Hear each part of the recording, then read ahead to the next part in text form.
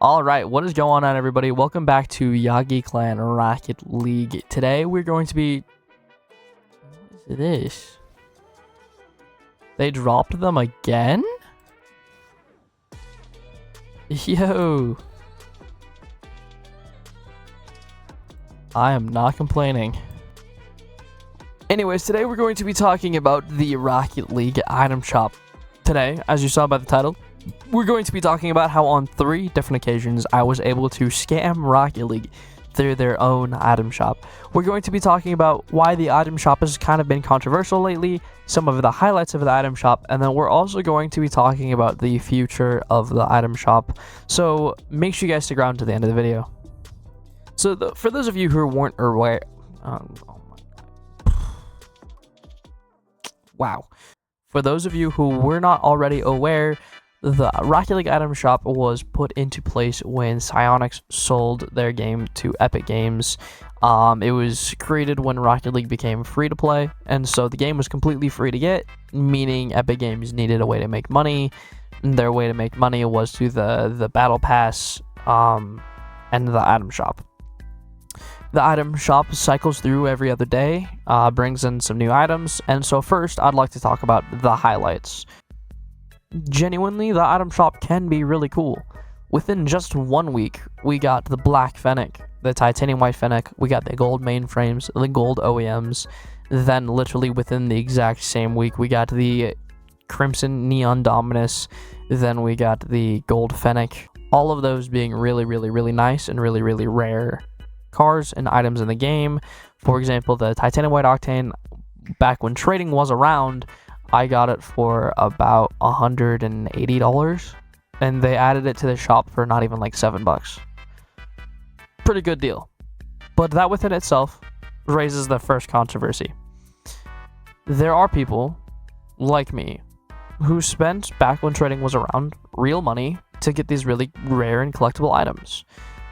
Imagine, you spend $180 to get a car, and a week later they add it to the shop for $7. How do you feel? Probably not that great. Here's the thing, this didn't impact me nearly as much as it impacted my friends. I am friends with professional traders who made a living trading items in the game.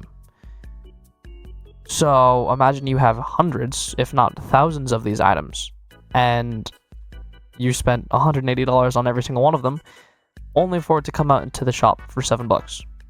If the item came out in the shop for $7, do you really want to spend $180 for one? No. Meaning, what happens to the price of that item, or the rarity? It goes way down, meaning this guy loses hundreds, if not thousands of dollars. There's the very first controversy. Now, while we're talking about controversies, let's look at controversy number 2. I'm going to literally look right here, right now. I'm going to click that item shop button.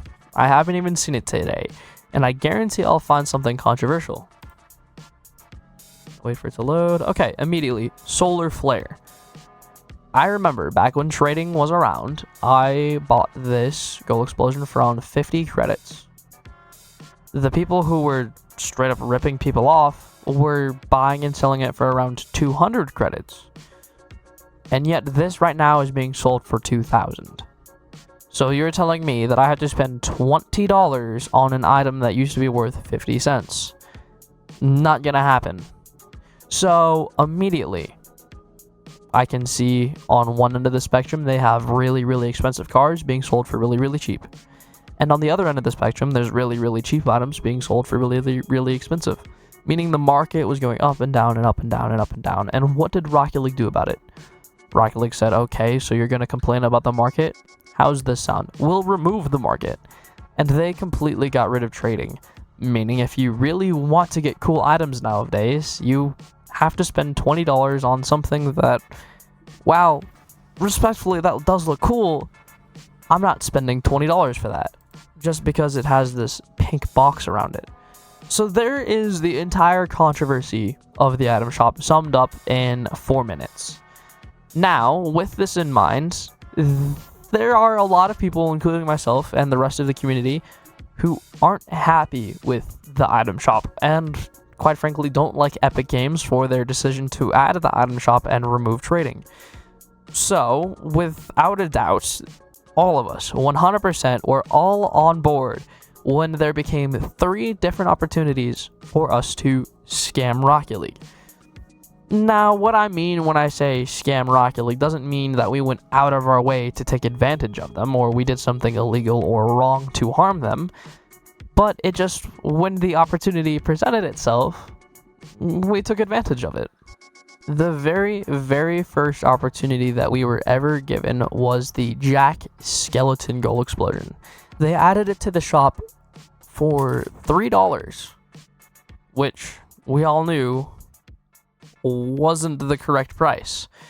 So when we saw that, some of us noticed, hey, this is a bit low. I'm going to buy it to see what happens. And we bought it for $3, and the next day it came into the shop for $8. So immediately we saw some inconsistencies there. Meaning we were on board to keep our eyes open for more inconsistencies in the shop, knowing that they are fully capable of making a mistake. The next came in when the textile black market animated decal, which I can put on my car right now. This is the textile black market decal, as you can see right here, which, as you just saw by the item shop now, almost all black markets go for around 2,000 credits or $20. So this was a $20 item that they added to the shop for $3 again. I bought it for $3 because why not? I had some lying around, and immediately that next day it was added again, but for $20. Meaning I was able to take advantage of a $17 difference in what Epic Games left lying around. But the most recent one, and kind of the most important to talk about because of how messed up this really is, was the Musty Bundle. Back in the day when Rocket League was still kind of at its peak, in my opinion, they did creator bundles, and Musty is like one of the biggest content creators to ever touch the game. So they added his bundle, which had the 20XX, the Cristiano wheels, Crimson Sparkles, Lime Poof, and Lime Classic. All of these being very, very cool items. This Poof, it's an interesting goal explosion, but the only way you could get it was during a Rocket Pass way, way back in the day. Crimson Sparkles, back when trading around, used to go for around $20. Cristianos are one of the cleanest wheels in the game. And the 20XX is a black market, which, as again, just with the textile, should be around $20.